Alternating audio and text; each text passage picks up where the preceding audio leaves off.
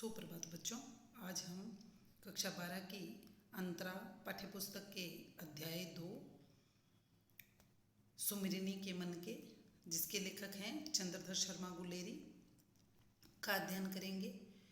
सुमिरनी के मन के बच्चों, इस पाठ में सुमिरनी के मन के नाम से 3 लघु निबंध हैं।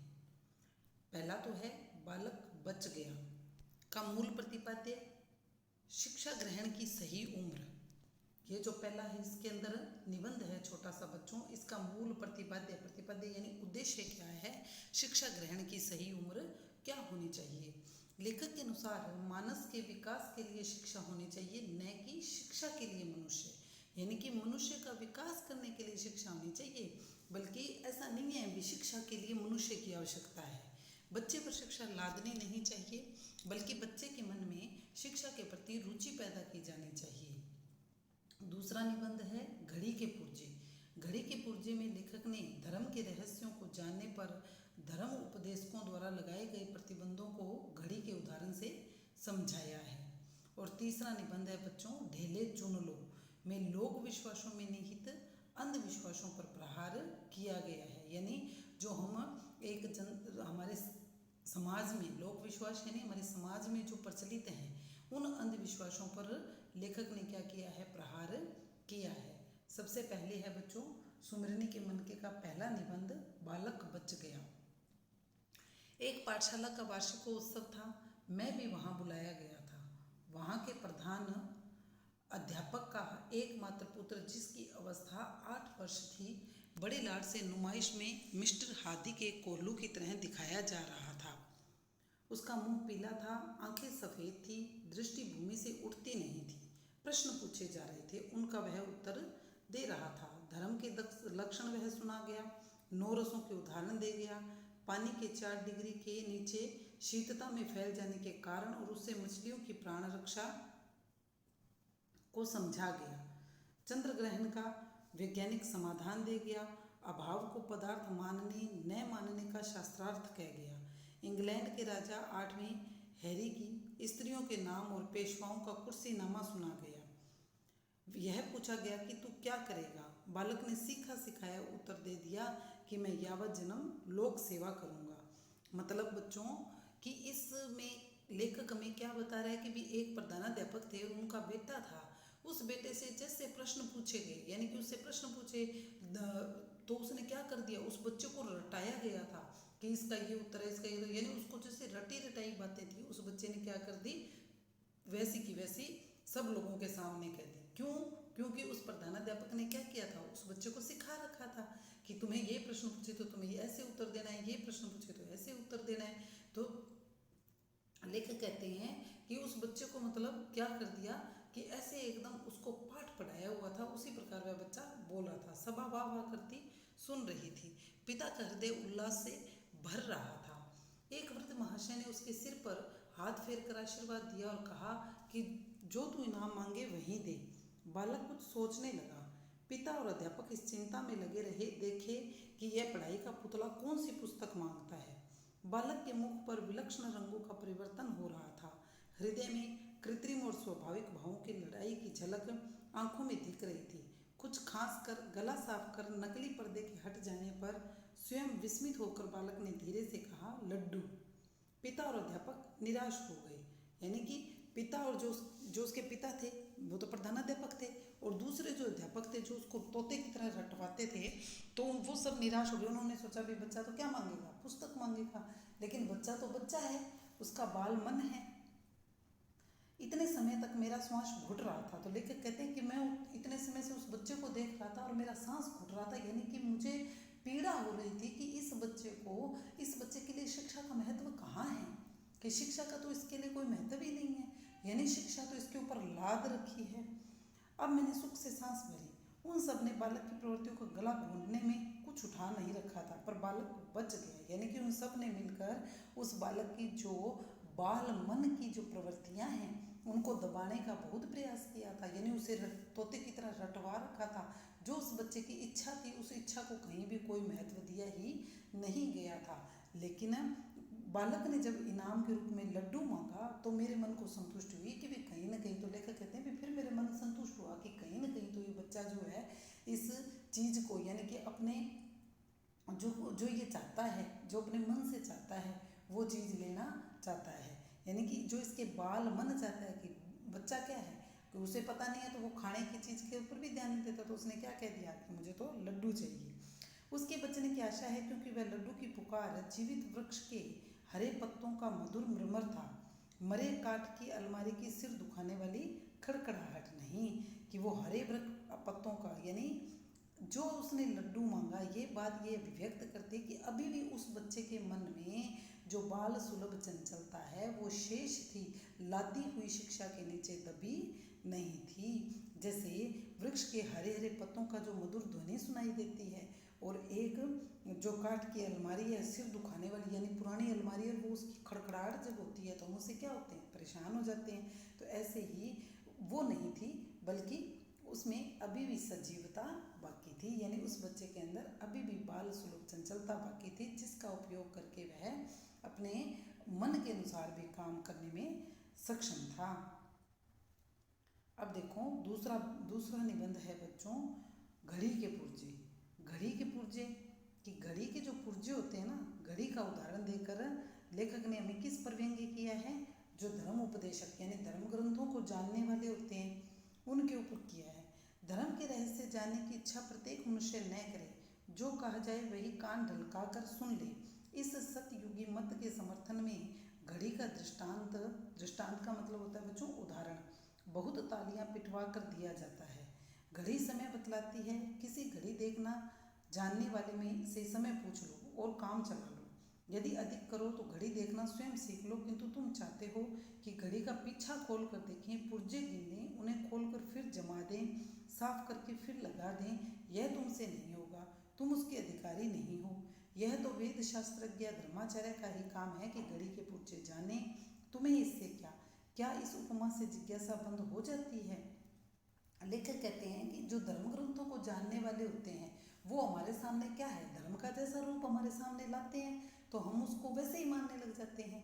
यानी कि कहने का मतलब ये है कि वो कहते हैं कि देखो इस धर्म ग्रंथ में, इस वेद में ये लिखा है, ये मनुष्य को खाना चाहिए, ये नहीं करना चाहिए, ये अच्छा है, ये बुरा है।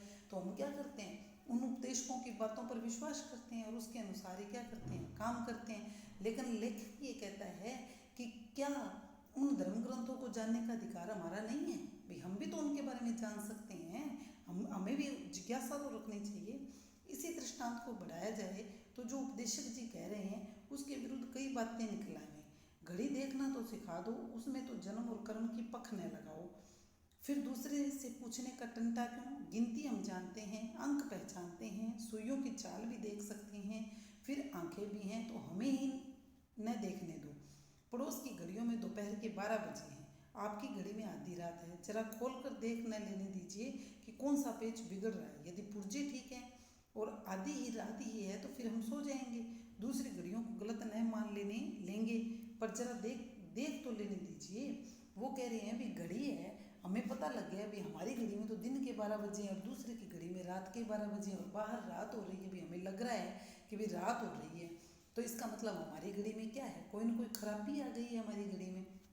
तो लेखक कहते हैं ऐसे ही हमारे जो धर्म ग्रंथ हैं उनमें जब ये बातें लिखी हैं, अगर हम खुद उनको पढ़ के समझ लेंगे तो इसमें नुकसान कहाँ है कि भाई हम जब पढ़ना जानते हैं, हमारे आंखें भी हैं, हमारी समझ भी है, तो हम क्यों नहीं पढ़ सकते हैं। तो लेखक जो है उन धर्म उपदेशकों पर कटाक्ष कर रहे हैं, व्यंग्य कर रहे हैं कि वो ही क्यों उसका मतलब उसके ऊपर अपना ही प्रभुत्व बनाए रखना चाहते हैं, हमें क्यों नहीं सीखने देते हैं।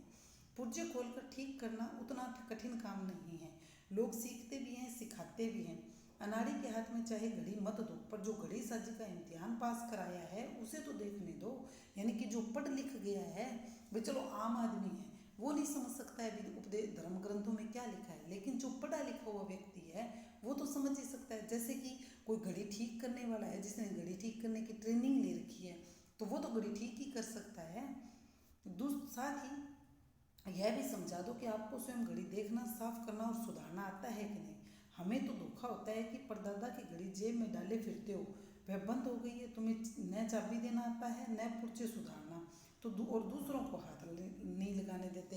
यानी धर्म उपदेशकों के लिए कह रहे हैं लेखक कि ये जो धर्म उपदेशक हैं ये क्या करते हैं, यानी जो इनके पूर्वज थे, उन्होंने जिन्होंने इनको बातें बता दी, उन बातों को वो क्या करते हैं, हमारे को रिपीट करते रहते हैं, दोहराते रहते हैं हमारे सामने। जैसे कि घड़ी है भाई, मेरे दादा की घड़ी है और जेब में डाल ली, और चाहे घर समय देखना आए चाहे ना आए, चाहे वो घड़ी खराब है, इस बात से उसको कोई फर्क नहीं पड़ता है। ऐसे ही ये जो धर्म ग्रंथों को जानने वाले हैं ये भी क्या करते हैं, भी जो पुरानी रटाई बातें हैं उन पर ही चलते रहते हैं। तीसरा निबंध है बच्चों, ढेले चुन लो। ढेले चुन लो शेक्सपियर के ये क्या है, प्रसिद्ध नाटक मर्चेंट ऑफ वेनिस में पोर्शिया अपने वर को बड़ी सुंदर रीति से चुनती है। देखो बच्चों, पुराने समय में क्या हुआ करता था कि लड़कियां स्वयंवर होता था, और स्वयंवर का और कुछ जगह पर क्या होता था कि वर चुनने के अलग अलग तरीके होते थे। ऐसे शेक्सपियर का एक नाटक है बहुत प्रसिद्ध, मर्चेंट ऑफ वेनिस, उसमें उन्होंने लिखा है कि पोर्शिया अपने वर को बड़ी सुंदर रीति से चुनती है। बबुआ हरिश्चंद्र के दुर्लभ बंधु में पुरुश्री के सामने 3 पेटियां हैं, एक सोने की, दूसरी चांदी की और तीसरी लोहे की। तीनों में एक में उसकी प्रतिमूर्ति है। स्वयंवर के लिए जो आता है उसे कहा जाता है इनमें से एक चुन लो। अकड़बाज सोने को चुनता है और उल्टे पैरों लौट जाता है। लोभी जो होता है वो चांदी की पिटारी अंगूठा दिखाती है। सच्चा प्रेमी लोहे को छूता है और घुड़दौड़ का पहला इनाम पाता है। ठीक ऐसी ही लॉटरी वैदिक काल में हिंदुओं में चलती थी। इसमें नर पूछता था, नारी को बूझना पड़ता था। स्नातक विद्या पढ़कर, नहा धोकर, माला पहनकर, सेज पर जोग होकर किसी बेटी के बाप के यहाँ पहुँच जाता, वह उसे गो भेंट करता। पीछे वह कन्या के सामने कुछ मट्टी के ढेले रख देता, उसे कहता कि इसमें से एक उठा लो। कि प्राचीन समय में क्या होता था, जैसे दुर्लभ बंधु नाटक में बताया कि पुरुषरी है वो कैसे थी, उसने 3 पेटियां रखी और अपने वर का चयन किया। ऐसे ही हमारे वैदिक काल में क्या होता था, बच्चों की जो लड़की थी वो अपने उसके लिए वर का चुनाव कैसे किया जाता था, मिट्टी के ढेले, यानी वो वर लाता था उसके लिए मिट्टी के ढेले यानी मिट्टी के कंकड़ बनाकर। पीछे वह कन्या सामने कुछ मिट्टी के ढेले रख देता, उसे कहता कि इसमें से एक उठा लो, कहीं साथ कहीं कम कहीं ज़्यादा। नर जानता था कि ये ढेले कहाँ कहाँ से लाया और किस किस जगह की मिट्टी है, कन्या जानती नहीं थी। यही तो लॉटरी की बुझोवल ठहरी। बुझोवल यानी यही तो लॉटरी का तरीका था कि देखो कन्या कौन सा उठाती है और उसके अनुसार ही क्या किया जाता था, उसके विवाह का निर्धारण होता था। वेदी की मिट्टी, गौशाला की मिट्टी, खेत की मिट्टी, चौराहे की मिट्टी और मशान की मिट्टी, कई चीज़ें होती थी। बूझो मेरी मिट्टी में क्या है, चित्त या पट। यदि वेदी का ढेला उठा ले तो संतान वैदिक पंडित होगा, और गोबर चुना तो पशुओं का धनी होगा। खेत की मिट्टी छू ली तो जमींदार पुत्र होगा। मसान की मिट्टी को हाथ लगाना पड़ा, बड़ा अशुभ था। यदि वह नारी ब्याही जाए तो घर मसान हो जाए और जन्म भर जलाती रहेगी। यदि एक नर के सामने मसान की मिट्टी छू ली तो उसका अर्थ यह नहीं कि उस कन्या का कभी विवाह नहीं होगा, यानी मसान की मिट्टी छू लेती थी तो इसका मतलब नहीं था कि उसका विवाह नहीं होगा, इसका उस लड़के से विवाह नहीं होता था। जबकि अब दूसरा लड़का अगर लेके आता था किसी दूसरे नर के सामने, वह वेदी का ढेला उठा ले तो ब्याह ही जाए। बहुत से गृह सूत्रों में इस ढेलों की लॉटरी का उल्लेख है। अश्वलायन, गोबिल, भारद्वाज सभी में है, यानी बहुत से जो हमारे धर्म ग्रंथ है ना उनमें इस प्रकार का उल्लेख किया गया है। जैसे राजपूतों की लड़कियां पिछले समय रूप देखकर, जस सुनकर, जस यानी उसकी वीरता को सुनकर स्वयंवर करती थी, वैसे ही वैदिक काल के हिंदू ढेले छुआकर पत्नी वरण करते थे। आप कह सकते हैं कि जन्म भर के साथी की चुनावट मिट्टी के ढेलों पर छोड़ देना कैसी बुद्धिमानी है। अपनी आंखों से जगह देखकर अपने हाथ से चुने हुए मिट्टी के ढगलों पर भरोसा करना क्यों बुरा है, और लाखों करोड़ों कोस दूर बैठे बैठे मिट्टी और आग के ढेलों, मंगल और शनिश्चर बृहस्पति की कल्पित चाल के कल्पित हिसाब का भरोसा करना क्यों अच्छा है। यह मैं क्या कह सकता हूँ। बकौल वात्स्यायन के, आज का कबूतर अच्छा है कल के मोर से, आज का पैसा अच्छा है कल के मोहर से। आंखों देखा ढेला अच्छा ही होना चाहिए, लाखों कोस की चीज पिंड से। बकौल कबीर के, मतलब वो कहते हैं कि लेखक ये कह रहा है कि पुराने समय में ढेले आ गए और ढेलों के आधार पर क्या कर दिया जाता था, भविष्य का निर्धारण कर दिया जाता था। तो लेखक कहता है कि ये सब फालतू अंधविश्वास की बातें हैं, ऐसा कुछ भी नहीं होता है, बल्कि मनुष्य को आज के समय के अनुसार जो है वो अपनी आज का जो समय है उसके अनुसार उसे क्या करना चाहिए, उसे अपना जो है वर्तमान निर्धारित करना चाहिए कि उसके आधार पर उन्होंने क्या कर दिया, मिट्टी के ढेलों के आधार पर उसका बना दिया कि भी ठीक है इसका विवाह इससे होगा। लेकिन ऐसा नहीं है। व्यक्ति को, मान लीजिए अगर लड़की को भी लड़के का चुनाव वर्ण करना है तो उसकी योग्यता, उसके व्यवहार, आचार विचार, उसके चरित्र के आधार पर ही करना चाहिए, न कि इन मिट्टी के ढेलों के आधार पर। तो इसमें लेखक जो है वो इन पुरानी परिपाटियों पर व्यंग्य कर रहा है कि ये पुरानी परिपाटियाँ, यानी ये जो अंधविश्वास हैं, अंधविश्वास जो हैं वो किसी भी काम के नहीं हैं। ठीक है, विश्वास कीजिए मान्यताओं पर, लेकिन अंधविश्वासी होना व्यक्ति को बुरा है। जैसे कबीर कहते हैं, पत्थर पूजे हरि मिले तो मैं पूजूं पहाड़, इससे तो चाकी भली पीस खाए संसार। की पत्थर पूजने से यदि भगवान मिल जाते तो मैं तो पहाड़ को ही पूज लेता। अरे इससे तो ये पत्थर की चक्की अच्छी है जिससे सारा संसार पीस कर आटा खाता है, यानी सबके पेट की भूख जो है वो शांत होती है। तो ऐसे ही लेखक कहते हैं कि मनुष्य को अंधविश्वासी नहीं होना